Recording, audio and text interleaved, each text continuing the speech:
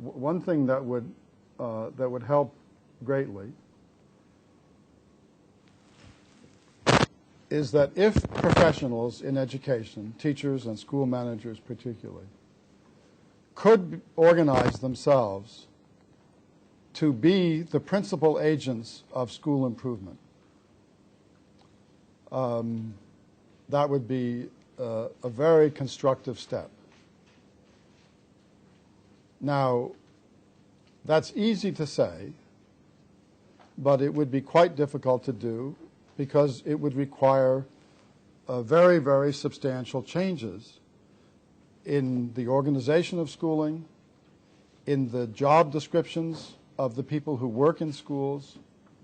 Their work would have to be reorganized so that working on school improvement, working on building knowledge was an integral part of their assignment. And there would have to be created organizations that would assist teachers and school managers in this work. There are a couple of examples of such organizations here and in the U.S., but I mean literally you can count them on the fingers of two hands. So it seems to me that the things that would be most likely to build capability in practice, in the microstructure, are to change the organization of schools so that building professional knowledge and improving instruction are central assignments and time and resources are made available for those things, and to create another sector in education, in and around schools, of providing assistance for that work. Everybody in Israel, almost everybody in the United States has gone to school. Almost everybody in these countries has, moreover, gone to a very conventional school in which they learn that teaching is a kind of transmission process and learning is a kind of recording process.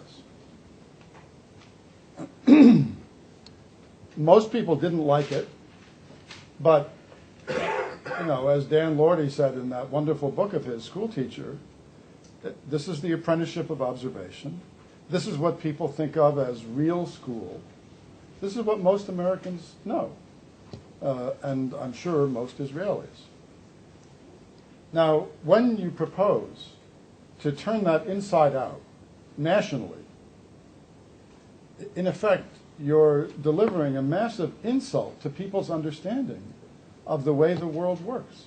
If Shlomo Dovrat came to me today and said, I spoke to the finance minister, I spoke to the education minister, I spoke to the prime minister, and they've all said, we'll back you.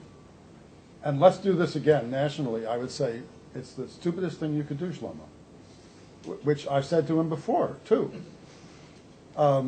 Because you can't turn a system like this inside out simply by ukase. I mean, it doesn't work that way. You need to build, among other things, a different understanding of schooling. Not just for the people who work in the schools, but for the clients and consumers of schooling. And it takes, I mean, it's a huge change.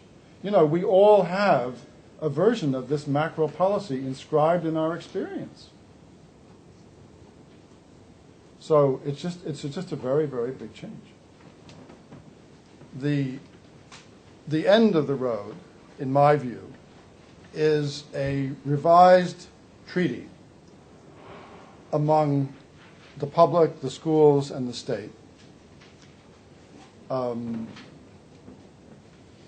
I understand that Israel has some special problems in this connection because of the religious sector. But that's the end of the line from my perspective on answering your question. How do you get there? Well, I think there are two or three key things. One is building educational capability in and around the schools so that educators are able to speak truth to power as well as to the public and say, look, we know best. We know how to teach reading and math effectively.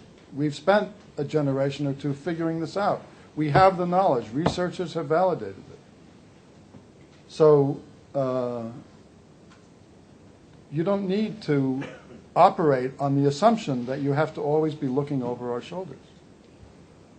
And if educators could say those kinds of things, then they could also say to families, they could deal with families in a much more helpful way than the present structure of their jobs permits.